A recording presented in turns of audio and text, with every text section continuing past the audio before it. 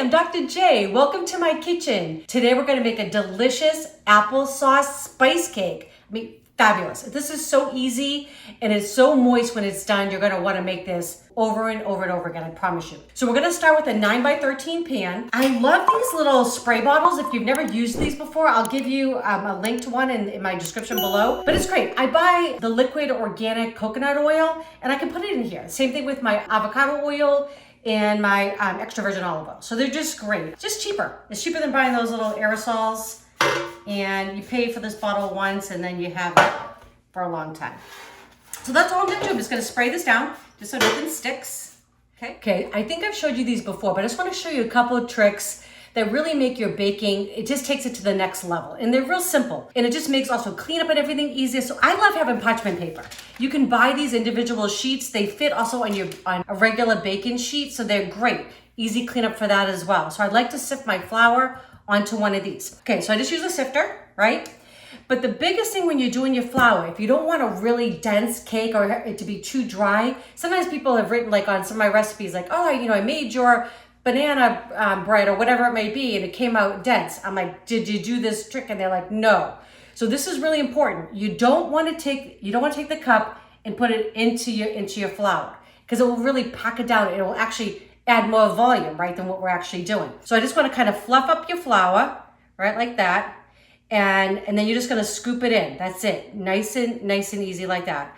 I promise it'll keep all your baked goods, cupcakes and cakes and baked breads and all of that. It'll keep it nice and soft.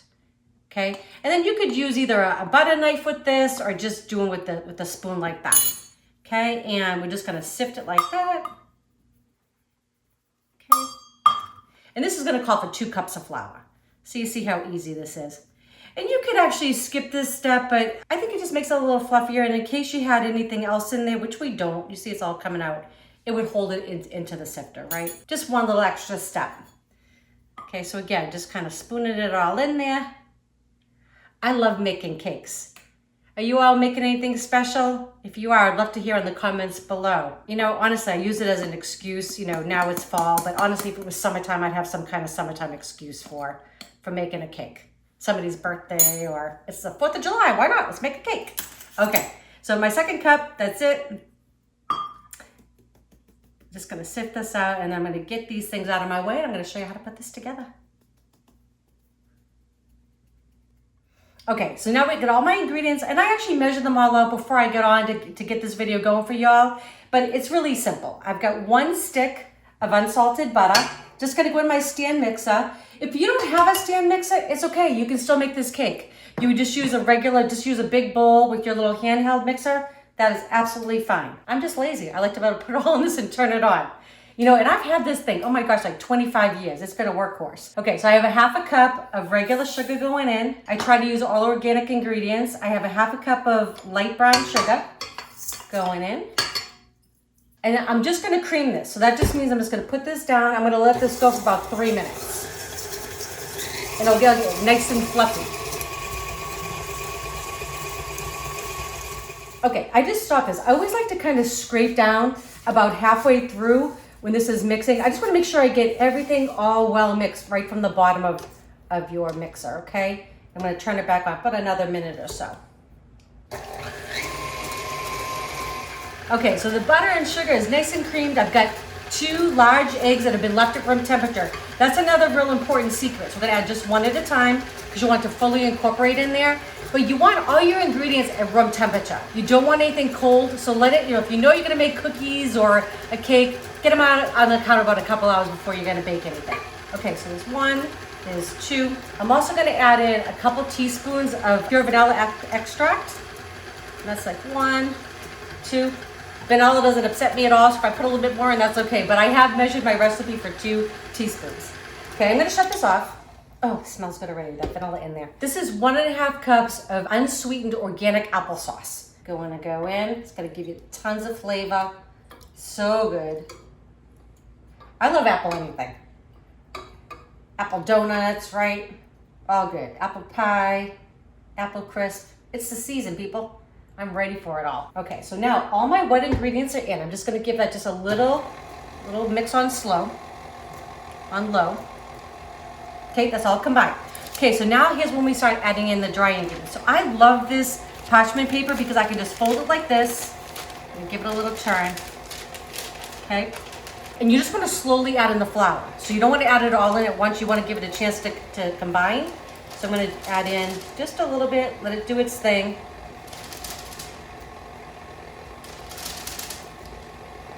And the other thing with our dry ingredients is we don't want to overmix. So once I get this all in, I still have to put in some spices in my leavening agents. Okay, that's good. Okay, so I've got some baking powder. There we go. Have some salt. And a little bit of baking soda. And all the measurements will be listed in the description below. And then I have some pumpkin pie spice. I love this stuff. I use it pretty much in everything. Fall related. It just has all the good stuff. It's got some great ginger in there. It's got cinnamon in there, some nutmeg, a little allspice. It's just all good autumnal flavors. Okay, just gonna let that mix through. And I am gonna stop it. I'm gonna give it another kind of like stir. Again, just wanna make sure I'm getting everything up. I kind of go around the sides once, down the sides once, and I go all the way around the bottom. Make sure everything is mixed through. Perfect. This is so good. And you can make cupcakes with this. And wait to see my frosting. Oh my goodness. So good. Okay, just gonna give this another little mix so everything's combined.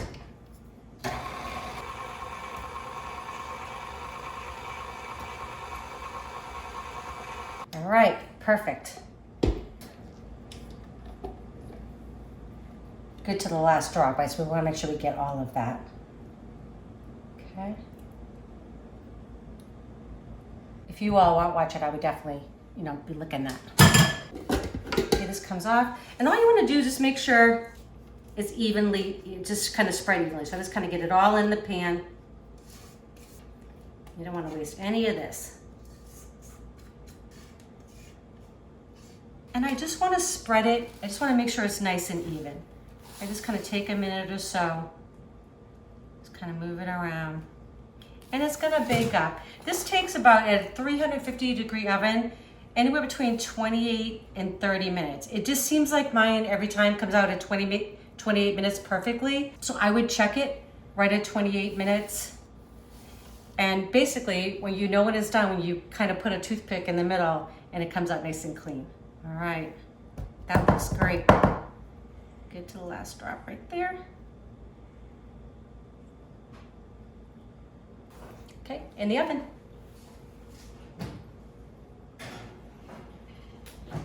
Okay, so while our cake is baking, it smells so good in here. I'm gonna make the brown butter for the brown butter cream cheese frosting. It is so delicious. I made this the other day. I was testing out. I added some different things. I brought it to work and I had one of my coworkers like, the cake's amazing, but I could just eat all that frosting right off the top. So I've got 1 stick of unsalted butter. I do have this at room temperature, but you don't have to because obviously we're melting it down. I just kind of take all my ingredients out at one time when I know I'm making something. The biggest thing when you're doing brown butter is to make, you don't leave it. This is one thing you don't walk away from because it can burn really quickly. But all brown butter is, it sounds super fancy. It's just that. It's just kind of releasing some of those milk solids. It will turn like this golden kind of brown color. You will smell like this nutty smell. It's just delicious. It just adds like another depth of flavor. You don't have to do this. This cream cheese frosting just by itself, you would just use the softened butter, that's it. This is just one extra step. And the only thing you have to do too is you have to make sure that this is fully cooled. So you can't make the frosting until, that's why I'm doing this while the cake is in the oven. Because then while the cake cools, this will be cool and it'll be ready for my frosting. This just takes like 3 to 5 minutes tops. And I'm just gonna keep stirring. And you'll see what will happen is you'll see like it'll kind of foam up on top. You'll see all this foam and then the foam will kind of subside and then it will turn from this bright yellow color to kind of this brown, kind of nutty color. It's so good. It's been kind of like a rage too. Like I know a lot of people on social media too are using it for like brown butter in their chocolate chip cookies and things like that. And absolutely, I'm a big fan. And you know what too? You can actually make this, like say you wanna make a couple of batches of this because you know you're gonna use it for cookies or another cake in the future, you can do this and you can just freeze it. This freezes really, really well. Take it out the night before and you don't have to do this step. It's already done for you. And the biggest thing is just to make sure you continuously stir. It doesn't take too long. It's well worth it.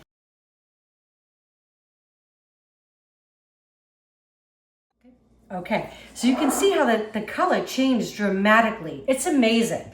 It smells so good. It's so wonderful. So it's just an extra little treat added to your frosting. Once it's done, you want to put it right into something else because you don't want it to continue to cook. It will actually start to burn. So that's it. Brown butter. That's simple. Oh my goodness. Wow, that smells so amazing. Okay, we're just going to give it a little taste. I want to give it a taste. What we're going to do is test it and make sure it's actually done. So just take a toothpick, put it in the middle, comes back nice and clean. We're good. So 20 minutes. That seems to be the perfect time for my oven. I would say, you know, when you're using somebody else's recipe, just check it. If I was living in a different area, I don't really know why all those things make a difference, but they do. Just maybe check it at 25 minutes, kind of see where it's at, and then go from there. But up to 30 minutes, I think you'd be fine. Now the hard part is we gotta wait. Gotta let this thing cool down. We'll also make our cream cheese frosting in just a minute. Okay, so now for our brown butter cream cheese frosting. So everything at room temperature, right? So this is 1 block of cream cheese, softened going in. We've got that 1 stick of brown butter. It's nice and cool now. We do want to get those little brown bits at the bottom. That just adds all that nutty flavor. Delicious. Got my little paddle attachment on. Okay, just gonna close this on down. I'm gonna whip this together. I wanna get it nice and creamed. It will take 3 to 5 minutes total.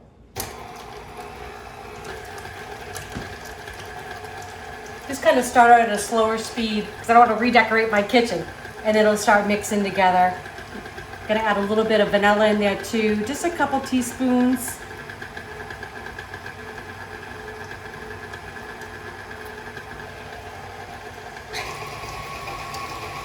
Okay, just gonna add a little pinch of salt because I use unsalted butter, so just about a 1/4 teaspoon. Okay, I'm gonna shut that off. Okay, so now we're just gonna measure again. So I like to sift my flour because I don't want to get those clumps in there. So again, you could totally skip this, but I really think it's better not to. It's just better to take a few minutes and just give everything a nice sift. So I'm just gonna measure. We're gonna use 4 cups of powdered sugar. So yummy. Try not to make too much of a mess. Okay, so there's 1. And go in. And I'm going to do 2 at a time. And I've got 2 pieces of parchment paper because it will kind of overflow a little bit. So I'm just going to try to keep my work area as clean as possible. I tend to be a messy cook. I don't know about you guys, but I hope you all try this recipe. I think you're going to love it. It's so delicious. The cake comes out so moist and delicious. And this frosting, really, you could sell this on the corner for sure. Okay, so there's 2. Okay. And I'm just gonna sip this all. And I'm gonna do 2 more cups like this on this piece of paper, so I've got them both ready for me to go into my mixer in just a minute. It's kind of fun too, right? This is a great way to get the kids involved. Get them doing this. You might have a little bit of powdered sugar all over. Who cares? Makes for good memories. And you can see how it's just kind of want to shake it down in there. Yeah, sometimes when you have sugar, you'll see it might be like some little lumps in there or whatever. We don't want that in our frosting. Okay, so I'm just gonna put this on low, and we're gonna get our sugar in there. And again, it just makes it nice and easy. Just fold this up. There's not really a lot of room between the top and here. So I find like when I use a bowl, I just get it all over the place. This just makes it a little bit neater for me to do it. So there's 2 cups on each of these parchment papers. And I'm just gonna pour in slowly, let it kind of mix, a little at a time.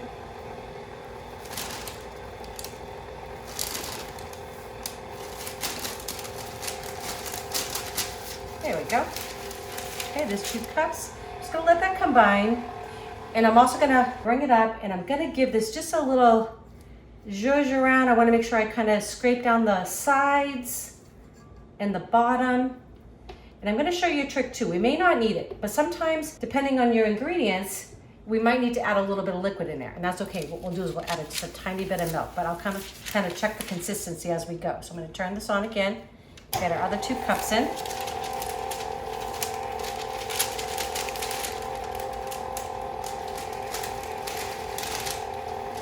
This is such a fun thing to do with your kids or grandkids. Get them cooking, right?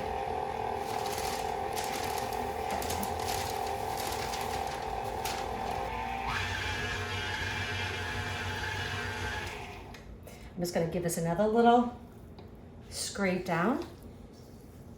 All that sugar gets mixed in.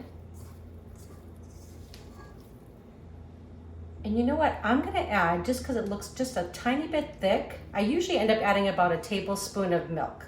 So I'm gonna do that, just a tiny bit. I have it written in my recipe, like 1 to 2 tablespoons, and that's all it will take. This will take just about, I've done this so many times, I can just tell by looking at it. I like mine just a tiny bit thinner. So I'm gonna put in just about a tablespoon, just like that, okay?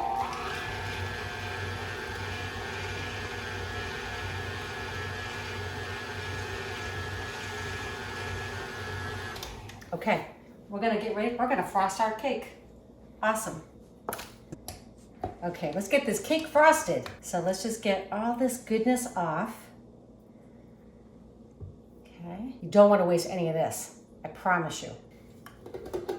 All right, we're just gonna scoop all this out. Oh my goodness. Yep.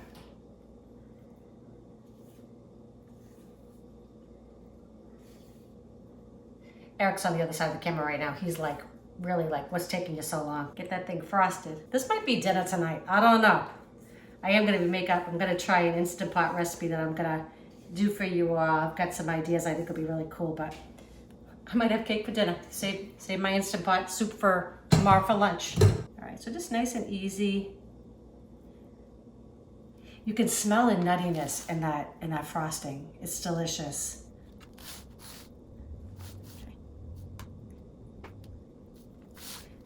I love making these just 1-pan cakes because they're simple and they come together so quickly. But honestly, secretly, I really would love to someday. When I'm retired, I still work a full-time job, and but I would love to take like some cake decorating classes. I don't know if any of you all have done that. If you have, I'd love to hear about it, or I'd love to send me some of your pictures of the cakes that you've done. I would love to do that, and maybe in the future we'll do some fancier cakes. But with these, I know that the cake comes out delicious, the consistency of the cake. I really work my recipes so I make sure that they're really good for you and the flavors are delicious. So simple, homemade applesauce spice cake with the brown butter cream cheese sauce. I mean, awesome. We're gonna taste this in just a minute for you. So we need to taste this for you. Yeah, we do. We've been smelling it. Yeah. It's kind of not fair, right? But I wish you all could taste it with us. You'll have to make it and let us know. Ready? Yeah. I'm gonna go in. Yeah. So moist. Cheers. Bing.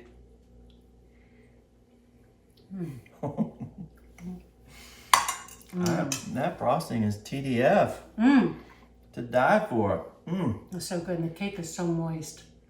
But you get that brown butter, you get like that nuttiness. Totally. So worth doing. Totally. Take the extra step. This is so delicious. We're gonna like sneak away and eat this. And we hope that you love these recipes. If you do, please share with your friends and family. We'd love to have you make it. Leave us a comment below if you do. And don't forget to subscribe if you haven't done that yet. And click that bell. That way you know our next video is coming out. All right, love you all. Enjoy.